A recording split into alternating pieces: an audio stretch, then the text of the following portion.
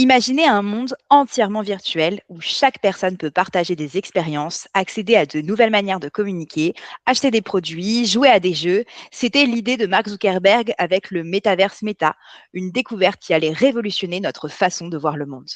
Meta a investi des milliards de dollars dans ses Reality Labs, développé le casque Quest, porté l'innovation à son maximum. L'entreprise était responsable d'une nouvelle ère du social entre réalité virtuelle, lunettes connectées et applications inédites. Mais aujourd'hui, le métaverse semble avoir du plomb dans l'aile. Alors, qu'est-ce qui n'a pas fonctionné dans ce business? Est-ce que l'avenir de ce virtual world sera finalement par d'autres voies? On décrypte tout ça maintenant avec Thomas. Hello Thomas. Salut Mélissa. Alors, peux-tu nous expliquer, est-ce qu'il y a des raisons au fait que le métaverse, imaginé par Meta, n'ait finalement jamais décollé et soit même plutôt un échec, pour l'entreprise? Alors oui, tout à fait. Alors c'est un, un énorme échec, c'est le cas de le dire. Je vais revenir dessus. Il y a deux principales raisons. Je vais y revenir. Peut-être déjà en deux mots, qu'est-ce que c'est que le métaverse, hein? C'est un mot un peu vague. À l'origine, c'était un mot utilisé dans un ouvrage de science-fiction. Puis ça caractérise un univers virtuel dans lequel on peut aller se réfugier grâce à la technologie, en l'occurrence des lunettes de réalité virtuelle, et où toutes sortes d'aventures peuvent être possibles dans des univers en 3D. Et donc, en fait, c'est une vision qui a beaucoup parlé à Mark Zuckerberg et il s'est dit à un moment donné que ça allait être la chose d'après, après les réseaux sociaux. Donc, il a énormément misé dessus, beaucoup d'argent hein, depuis 2020. On parle de plus de 70 milliards de dollars depuis 2020, en fait, de pertes cumulées en réalité. Ça correspond à peu près Ouais. aux investissements parce qu'ils n'ont pas gagné beaucoup d'argent avec. Donc, c'est énorme. C'est énorme. Et en fait, malheureusement, ça n'a pas porté les fruits évoqués. Alors, peut-être que certains parmi vous se souviendront qu'il y avait eu des présentations certaines années où on voyait cet univers avec un côté un peu cartoonish, où il y avait un Mark Zuckerberg au Oui. format, comment dire, dessin animé qui évoluait dans un univers. Donc, mais d'ailleurs, ça a déjà été beaucoup décrié à l'époque. Mais en même temps, bon, moi, je trouve qu'il faut quand même louer l'esprit d'initiative, la tentative. Malheureusement, c'est vrai que bien des années plus tard, on a constaté que c'est un échec, à tel point qu'en fait, s'il faut caractériser ce que c'est que le métaverse pour Mark Zuckerberg, pour ce qui est de ce que Meta a proposé, d'ailleurs, ils ont même changé de nom, hein. Facebook est devenu Meta, c'est quand même un mouvement assez fort qu'ils avaient engagé. Alors, ça consiste en déjà la série de casques de réalité virtuelle qu'ils avaient mis au point progressivement. Donc, le dernier, c'est le Quest, qui vaut à peu près 300 euros. Et puis les univers virtuels auxquels on pouvait accéder. Et donc, il y avait notamment ce qu'ils appelaient Horizon Worlds, donc les mondes de l'horizon, Horizon Worlds, et ainsi que plein d'autres expériences en réalité virtuelle que n'importe quel développeur de jeux vidéo pouvait créer et mettre à disposition via ses lunettes de réalité virtuelle. Alors, en fait, ce qui va se passer là, donc, c'est que en juin, ils vont débrancher tout simplement la plateforme Horizon Worlds. Donc, c'est l'univers virtuel qu'avait créé Meta. Ils vont tout simplement le débrancher là, en Il juin. n'existera plus du tout. Plus personne ne pourra se connecter en fait, hein. Alors, il n'existera plus qu'en version 2D sur le web, mais il n'y aura plus l'univers en OK. 3D voilà, qu'ils avaient lancé en fanfare à l'époque. Mais d'ailleurs, qui s'y Les- connectait aujourd'hui, concrètement? Très peu de gens. En fait, on parle Ouais. parfois de moins de 1000 utilisateurs quotidiens. Je ne sais pas si on se rend Ah compte, OK. hein. Facebook, Instagram, WhatsApp, on va dire les applis vraiment de l'empire Meta, on compte les utilisateurs en milliards. Là, on parle de 1000 utilisateurs quotidiens. Pour un pari qu'ils ont fait, ils ont investi, enfin, ils ont en pertes cumulées, on parle de 70 à 80 milliards de pertes. Donc, c'est du délire, c'est un échec cuisant. Et En les même temps, données ils ont jamais fait vraiment de la publicité pour ça, on est d'accord? Parce que moi, par exemple, quand je suis sur Instagram et cetera, j'ai jamais vu une publicité pour ça, quoi. Oui, mais alors, de toute façon, Facebook n'a jamais vraiment fait beaucoup de publicité pour tout ce qu'ils ont pu Ouais, lancer. pour ce Eux, ouais, c'est pas du tout dans leur ADN. Alors, ils vendent de la pub à d'autres, certes, mais eux, leur ADN, c'est on lance quelque chose de sympa et les gens viennent et ça viralise, les gens invitent leurs amis. Et ils ont toujours fonctionné là-dessus. Et en mmh, fait, on s'aperçoit que c'est pas aussi simple que ça. D'ailleurs, là, je fais un aparté, mais Meta a lancé plein d'applications à travers les années. Elles ont toutes été des flops. Et la seule façon que Facebook a eu de se diversifier, en fait, c'est de racheter Instagram et de racheter WhatsApp. Mais ils ont lancé, à un moment donné, ils ont essayé de surfer sur toutes les vagues. Ils ont lancé plein d'applications aux noms tous plus bizarres les uns que les autres. On les a tous oubliés. Ça a été échec après échec après échec. La seule appli qui a plutôt bien marché, c'est qu'ils ont lancé. Alors, c'est Messenger. En fait, c'est juste qu'ils ont unbundle. En fait, ils ont détaché la messagerie de Facebook. Ils en ont fait une appli. Donc, bon, c'est un peu facile. pourquoi pas. Et puis, c'est l'appli Thread, qui est qu'une copie de Twitter. Et ils n'ont pu la lancer, elle n'a pu grossir que parce que vraiment, Elon Musk, en rachetant Twitter et par sa gestion calamiteuse de Twitter, finalement, s'est tiré balle Mm. dans le pied après balle dans le pied. Ça a permis à Twitter d'exploser. Mais sinon, pour le reste, ça n'a été que des échecs. Donc voilà, tout ça pour dire que c'est pas faux d'avoir essayé. Ils ont essayé de lancer plein de choses. À chaque fois, échec, échec, échec. Et les seules choses qui ont marché, c'est le rachat de Instagram et de WhatsApp. C'est quand même assez dingue. C'est Mais bon, incroyable. pour, Ouais. pour autant, après, ça reste des succès extraordinaires grâce à la pub qu'ils vendent, notamment via Instagram et Facebook. Et on parle de 70 milliards de pertes en cumulé depuis 2020. Donc voilà, donc en gros, en 6 ans, ça fait un peu plus de 10 milliards de pertes par an. Mais Facebook, enfin, la Galaxy Meta fait 200 milliards de bénéfices en 2025. Donc en fait, ils font 200 milliards de bénéfices. Ouais. OK, ils ont investi 10 milliards en moyenne par an depuis 6 ans. C'est un gros C'est pari, rien mais du tout. bon, un pari qui peut se permettre parce qu'ils ont quand même une machine qui génère beaucoup de cash, hein, comme d'ailleurs Google et d'autres des GAFAM. Donc ils pouvaient se le permettre, mais ils ont malgré tout, en valeur absolue, ça reste énorme et l'échec est cuisant. Les données en interne disent que les casques de réalité virtuelle Quest, en réalité, après 6 mois, en fait, il y en a plus que 50% qui sont encore utilisés. Donc, 6 mois après l'achat, il y a la moitié des gens qui arrêtent de l'utiliser, purement et simplement. Puis ceux qui continuent à l'utiliser, en fait, ils l'utilisent pas beaucoup, hein. Donc, alors, pourquoi ça a été un échec cuisant? Deux principales raisons.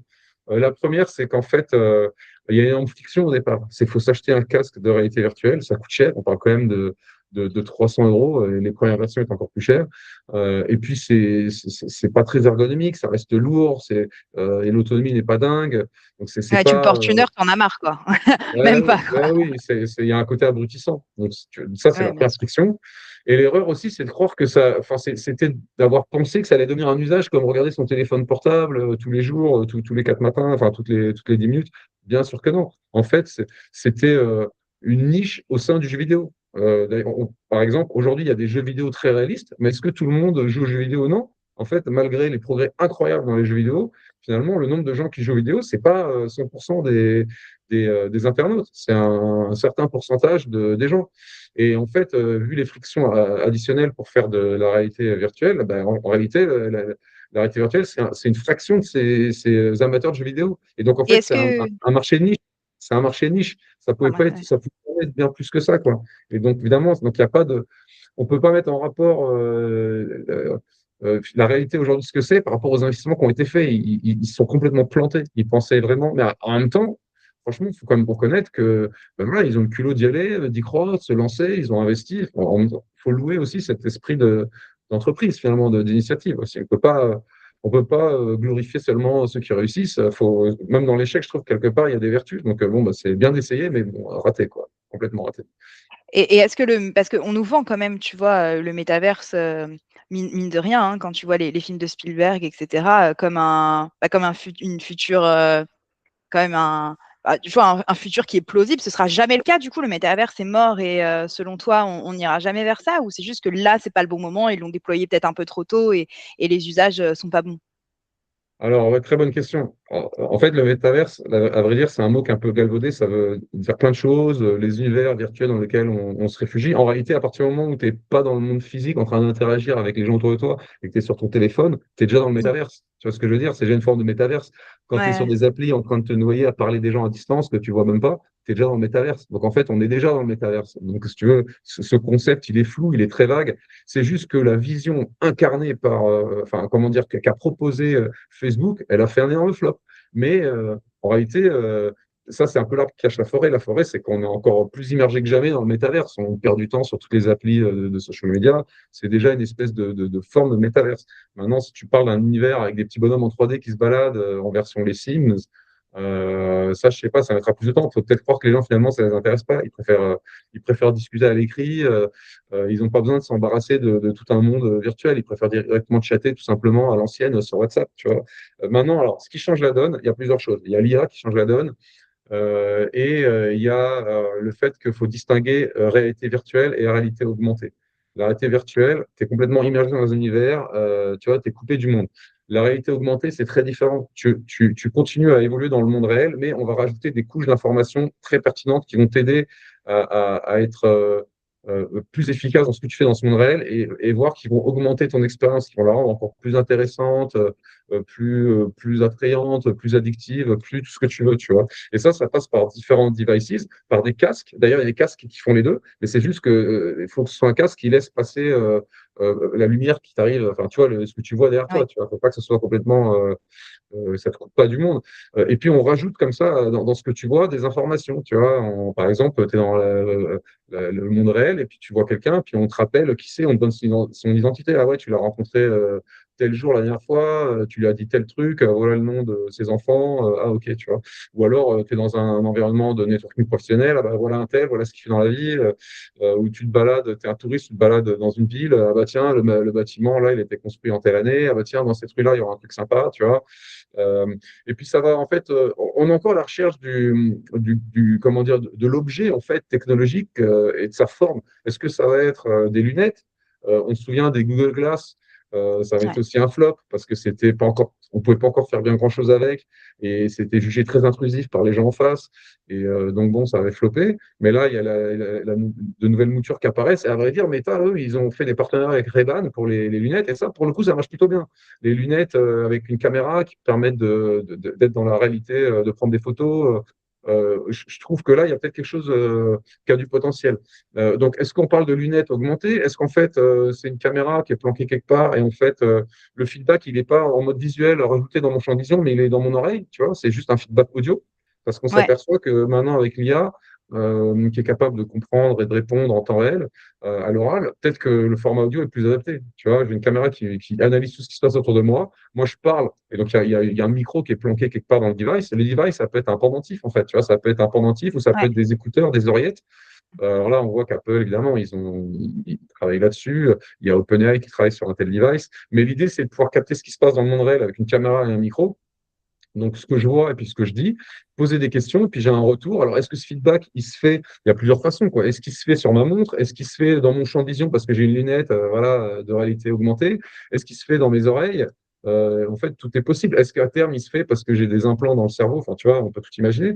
Mais voilà, donc l'idée, c'est d'augmenter mon expérience et de mieux comprendre le monde qui m'entoure, moins me faire arnaquer, pouvoir discuter. Là, un embryon de ce métaverse-là, c'est que je vais dans un pays, je parle pas la langue, je parle en français, puis en fait, le mec en face, il m'entend parler couramment en chinois, il me répond en chinois, puis moi, je l'entends en français. Donc, enfin, tu vois, on peut imaginer Ouais, cette plutôt. version-là hybride, tu vois. En fait, ouais, voilà, c'est ça. Toi, t'es plutôt sur, tu mises plutôt sur un univers hybride qui mélange les deux, et puis surtout aussi qui répond à des réponses concrètes, à des problématiques concrètes, comme par exemple de l'échange entre deux personnes qui ne parlent pas la même langue. Parce que c'est vrai que je trouve que sur le métaverse, par exemple, même moi, j'ai du mal à voir à quoi ça sert. Tu vois ce que je veux dire? Ok, y aller, pourquoi? Tu vois, Exactement.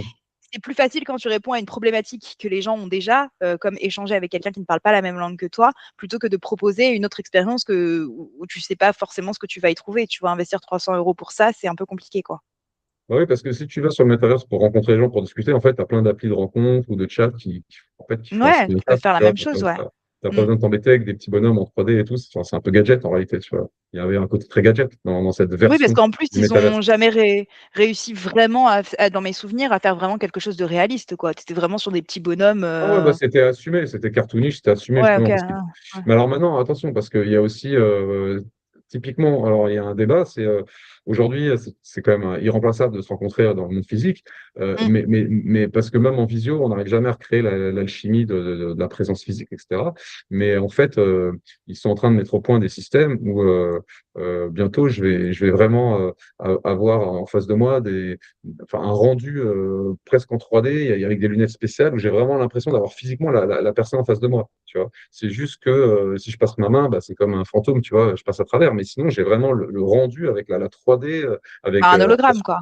Ouais, ouais, voilà. Donc, ouais. ça suppose d'avoir une meilleure caméra, ça suppose peut-être d'avoir un Mm. espèce de setup spécial chez toi, mais alors, Mm. avec une friction au départ, hein, ce qui complique la tâche par rapport au fait d'être juste sur son téléphone, où c'est quand même plus simple. Mais voilà, donc ça crée une espèce d'ambiance qui fait qu'on acceptera plus de passer encore du temps et ça restera immersif et on aura tellement l'impression de bien voir les gens que ça créera ce refuge en ligne plus que jamais et peut-être que ça veut dire qu'on va bosser tous à distance, qu'on n'aura plus besoin de se rencontrer autant que pour l'instant.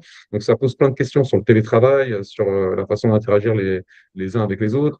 Pourquoi je parlais de l'IA aussi? Parce qu'en fait, de plus en plus, on va avoir des avatars en IA Mmh. tridimensionnels en vidéo qui nous parlent avec pareil, avec un rendu parfait. Faut voir que ça se fait par étapes. D'abord, il y a eu le chat, ça a été la révolution avec ChatGPT. On s'aperçoit que maintenant, il y a plein de gens qui peuvent être accros à un personnage et qui se contentent de chatter.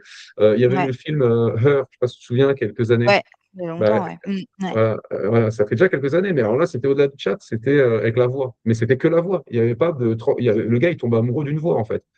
Et on se disait, bah, c'est vrai qu'il avait des échanges un peu intimes, poussés, mais la voix était tellement réaliste, il y avait un côté sensuel, donc pourquoi pas, tu vois. Et ça, c'était qu'une voix. Mais il faut bien comprendre que c'est que le début. L'étape d'après, c'est qu'il y ait un avatar, une personne, voilà, et avec des traits vraiment, mais qui ressemble à s'y méprendre à un vrai être humain. Et comme je disais, avec la possibilité de, même à distance, par écran interposé, d'avoir un rendu un peu en 3D. Et donc là, ça va être troublant. Le problème aujourd'hui de ça, c'est que c'est très consommateur. Dès qu'on est dans la 3D, etc., dans la vidéo, c'est très consommateur en ressources. Donc, t'imagines, pour qu'une IA en temps réel, elle arrive à me répondre et à échanger de façon parfaitement fluide, c'est pas encore possible. C'est trop consommateur de ressources, ça serait trop cher. Mais en fait, c'est le sens de l'histoire. C'est évident que pour moi, dans moins de 5 ans, on devrait avoir des choses de ce type-là. Et donc, au-delà de parler avec mes proches, là, vraiment, on commence à basculer dans le métaverse au sens où j'ai plus besoin d'être euh, qu'on m'augmente seulement mon monde réel. Je peux me réfugier vraiment dans un monde virtuel où là, j'ai pas juste des espèces d'avatars bizarres à qui parler, j'ai un avatar parfaitement photoréaliste et à qui je peux parler pendant des heures et qui est toujours disponible pour moi. Et donc ça peut être une nouvelle Ouais, mais version là, du métaverse. tu Tu penses vois. pas que le même problème va se poser, du coup, plutôt en termes d'investissement et de coûts, où chaque personne n'aura pas forcément, sera difficile à avoir une adoption exponentielle, dans le sens où tout le monde ne sera pas forcément apte à investir un tel montant.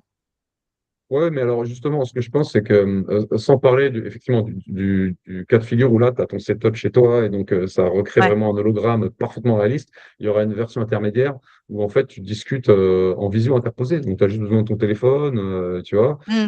Et Mmh. en réalité, alors évidemment, c'est pas de la 3D pure, mais tu as, quand même quelqu'un avec un visage vraiment, on dirait un vrai être humain qui parle, tu vois, de façon très fluide. Et en fait, c'est l'IA qui génère chaque microseconde ce qui se passe, tu vois, c'est parfaitement réaliste et la personne, elle a l'apparence que tu veux, tu vois, soit c'est toi qui choisis tout, soit tu acceptes que ce n'est pas toi qui choisis tout, justement pour qu'il y ait un côté aussi où je ne contrôle pas tout, je m'en remets un peu, entre guillemets, non pas au destin, mais parce que si c'est pas sonner l'avatar en face comme je le souhaite, c'est presque trop facile. S'il y a un peu une espèce de contrainte artificielle qui m'est imposée, c'est-à-dire, ah bah voilà, la personne, elle n'est pas disponible, tu vois. Ça se trouve en face, l'avatar avec qui tu parles, bah aujourd'hui, elle n'est pas disponible, tu vois, c'est comme ça. Pour simuler ce qui se passe dans le monde réel avec les êtres humains, mais pas de façon aussi contraignante. Donc, pour que ça soit addictif et que ce soit réaliste et que tu vois que parfois on génère un peu de manque, que la personne elle ait vraiment des émotions en face, tu vois, qu'elle puisse se vexer. Tu vois, parce que si tu as juste quelqu'un qui dit oui, oui, oui, qui dit amène à tout, qui est tout le temps là pour toi, au bout d'un moment, ça peut peut-être perdre de son charme. Mais justement, les éditeurs de ces solutions, ils vont proposer toutes les variantes possibles, imaginables. Et donc, on ne sait pas laquelle s'imposera, mais c'est sûr que tout sera essayé et ça devrait être de plus en plus addictif. Et là, on rebascule dans une logique métaverse qui n'a pas Ouais. besoin d'être en 3D forcément, mais que c'est juste pour dire que ce sont des univers très, très addictifs. On va passer beaucoup de temps et en fait à parler peut-être plus avec des IA qu'autre chose. Et ça a un côté inquiétant parce que tu vois, ça n'a pas un impact sur tu vois, notre mental, sur notre santé mentale. On ne sait pas trop, on n'est pas câblé pour ça. Tu vois, nous, Homo sapiens, normalement, à la base, on est fait pour évoluer dans la savane, marcher toute la journée, quoi. Donc là, tu commences à nous enfermer dans des délires comme ça. C'est très, très. Enfin, il y a un côté inquiétant, tu vois. On ne sait pas trop comment ça peut évoluer, tu vois. Vraiment pour le meilleur comme pour le pire, je ne sais pas, tu vois. Et justement, pour clore un peu tout ça, est-ce que tu sais sur quel projet travaille, Meta aujourd'hui? Alors, Quels seront les Meta, prochains flops, Thomas? ouais, bah, bonne question. Non, mais Meta, bon, alors déjà, ils veulent se réinventer sur l'IA. Ils veulent rattraper leur retard. Je pense que ce qui a quand même bien marché pour eux, c'est d'ajouter des fonctionnalités à leur, on va dire, Tu avais déjà, ouais. leurs applis qui marchent bien. Par exemple, sur Instagram, ils ont rajouté les Reels pour copier un peu TikTok. Enfin, tu vois, ça marche bien de rajouter. Et puis, donc, ils veulent injecter toujours plus d'IA. Ils veulent peut-être que sur WhatsApp, bah, on puisse interroger de l'IA. Plutôt que d'utiliser ChatGPT, peut-être que sur WhatsApp ou sur les sites de messagerie, Messenger et autres, tu vois, tu vas chatter avec l'IA à cet endroit-là. Tu vois, ils veulent essayer déjà d'injecter de l'IA là-dedans. Je pense qu'ils vont peut-être réessayer ce que j'expliquais là, parce que voilà, ils ont quand même les plateformes pour le pousser. Mais on n'a pas besoin d'être dans un univers forcément 3D. Mais voilà, discuter avec des IA déjà en audio et discuter avec des IA en vidéo, je pense qu'ils vont clairement essayer de se positionner là-dessus. Ils ont toute la partie lunettes un peu augmentée avec Ray-Ban. Je pense que ça, ils continuent à travailler là-dessus. Voilà, après, ils ont des paris de plus long terme, mais ils travaillent sur des technologies assez incroyables. Par exemple, tu vois, tu parles, mais sans prononcer les mots, tu vois, c'est juste t'articules dans ta bouche et tu as un système qui arrive à capter ce que tu vas dire et qui arrive à le retranscrire à l'écrit ou même en parole. Donc, par exemple, tu es dans un endroit, tu n'as pas envie qu'on t'entende, tu fais comme si tu parlais, mais tu n'as pas besoin de taper. Et ton message, en fait, il est enregistré en audio, il est envoyé en audio, ou tu peux me téléphoner avec quelqu'un, tu vois. Tu peux téléphoner avec quelqu'un sans faire de bruit. Tu vois, imagine-toi, tu es là, Incroyable. t'es dans le métro, je sais pas, t'es là, tu articules juste dans ta bouche, mais sans prononcer les mots, et eux, ils arrivent à capter tout ça, et en fait, à le prononcer pour toi au téléphone à ton interlocuteur. Et donc, tu peux faire des calls en silence, en fait. Donc, tu peux être là, dans ton lit, sans déranger ton partenaire, t'es comme ça, puis en fait, t'es au téléphone, quoi. Des situations étranges.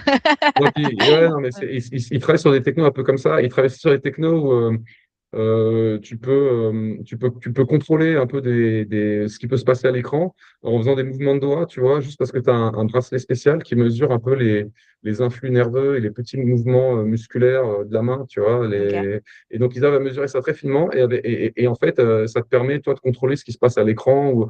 Et ça, l'idée, c'est de trouver des moyens plus simples de contrôler justement ce qui se passe sur tes lunettes ou dans ton casque sans avoir à taper tu vois, sur un écran. Donc, ils travaillent pas mal sur tous ces sujets-là. Tu vois, bah, évidemment, après, il y a plein de choses aussi, mais on n'est pas au courant, mais évidemment, et parce qu'encore une ouais, bien fois, sûr. ils ont fait 200 milliards de bénéfices l'année dernière, et ça, c'est après avoir enlevé tous les investissements en IA l'année dernière. Donc, t'imagines l'argent qu'ils ont, ils peuvent faire énormément de choses. Donc, faut pas enterrer Meta. Voilà, ils se sont pris pas mal de déconvenus, mais ils ont encore de la ressource. Donc, voilà, faut pas être inquiet. Puis, Pour, si c'est pas eux, il y a Google, c'est-à-dire enfin, mmh, Alphabet, il y a ouais. OpenAI. Enfin bref, quoi qu'il arrive, il va y avoir des solutions incroyables qui vont voir le jour et on verra ce qui marche ou pas, quoi. Eh ben, on a hâte de voir tout ça. Merci beaucoup Thomas pour ton analyse. Ben, allez, je t'en prie. Allez. Ciao.